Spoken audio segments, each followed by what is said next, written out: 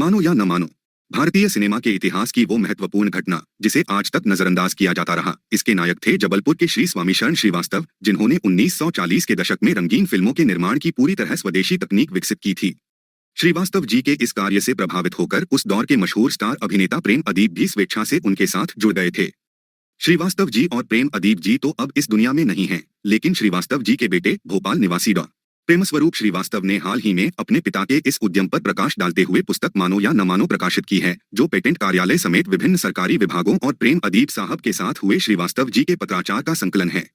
इस पुस्तक का विमोचन रविवार दिनांक 10 मार्च 2024 को लिंक रोड अंधेरी पश्चिम स्थित मोदी हाउस में प्रेमग्रंथ और परमवीर चक्र जैसी फिल्मों के निर्देशक मेजर अशोक कौल, टीवी धारावाहिकों के जाने माने अभिनेता और प्रेम अदीप जी की भतीजी के बेटे चैतन्य अदीप और इस पोस्ट के लेखक के हाथों हुआ। इस अवसर पर प्रेम अदीप जी की बेटी दामिनी जी भी उपस्थित थीं। डॉक्टर प्रेमस्वरूप श्रीवास्तव को इस पुस्तक के प्रकाशन और सफल विमोचन के लिए बधाई। ये पुस्तक निःसंदेह उनके स्वर्गीय पिता के अथक परिश्रम और सफल प्रयोग का प्रामाणिक और संग्रहणीय दस्तावेज है। मानो या मानो किताब जो है वो सिनेमेटोग्राफी के ऊपर लिखी गई है और इसमें जो है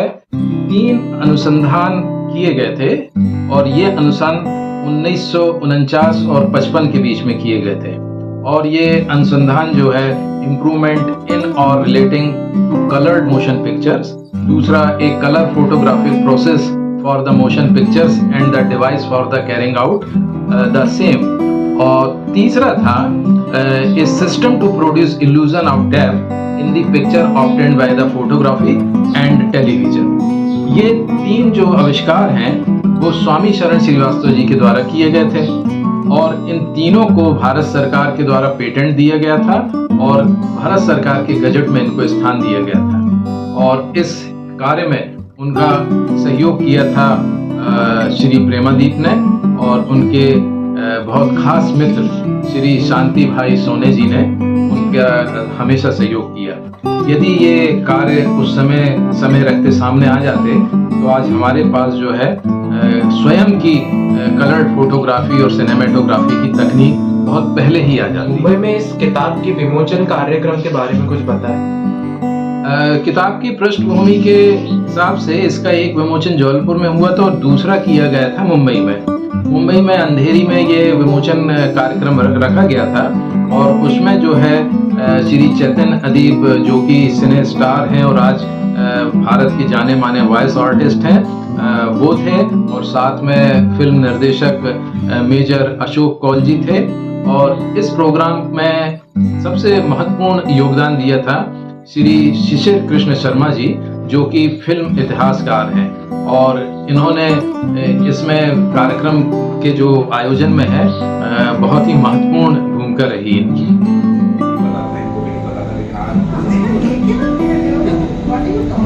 पता चल रहा है तो मेरे पास शब्द नहीं कुछ कहने के लिए, बहुत साहब इतना कुछ कहा है, वही सारी बातें मैं कहना चाहूँगा। जो कंट्रीब्यूशन आप कर रहे हैं इस मौके पे, ये सारा कंपाइल करके आपकी भावना जुड़ी है, इससे मुझे पता है बहुत गहरी भावना जुड़ी है, उसको आप इकट्ठा करके इस दुनिया के सामने ला रहे हैं। सिर्फ इंडस्ट्री के लोग ही नहीं, इंडस्ट्री के बाहर के लोग जो फिल्म्स को चाहते हैं, समझना चाहते हैं, उनके लिए जानकारी हो और टेक्निकल लोगों के लिए तो है ही एक साल की मतलब ये चीज़ कहाँ से शुरू हुई थी, इसका क्रेडिट दिया जाता है विदेश के कुछ लोगों को, या वो लोग लेके आए, लेकिन इसकी काबिलियत और मालूमात हम लोगों को भी थी, हिंदुस्तानी होने के नाते भी चाहिए तो बाहर नहीं आ सकी सही वक्त है, लेकिन आज उसकी जानकारी दूसरे लोगों के पास आई।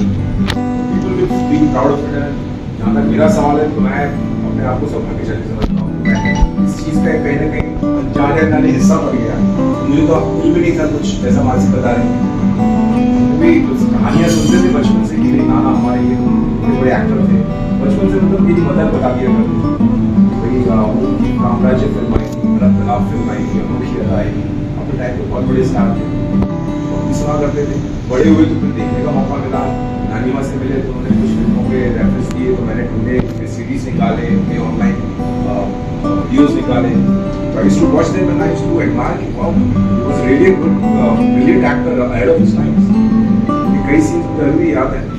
मुख्य अदा का जो पहला सीन है वो इंट्रोडक्शन सीन तो मैं कई बार देख चुका हूँ। तो स्टार्टिंग में वो आते हैं चल के और सड़क पे खाना भी बनाते हुए पुलिस वाले बोलते हैं कर्फ्यू लगा हुआ है तो कैसे उस सड़क पर बंद कर देंगे वो बेफिक्री से अपने अंदाज से बोलते हुए चलते हैं, पुलिस स्टेशन ले जाया जाता है, उनको गिरफ्तार करके वहाँ उनकी बहस होती है, आर्गूमेंट होता है, डिस्कशन होता है। तो मुझे एज ए मैं तो एक्टर हूँ, एज एन एक्टर मुझे देखते हुए लगा कि मैंने कहा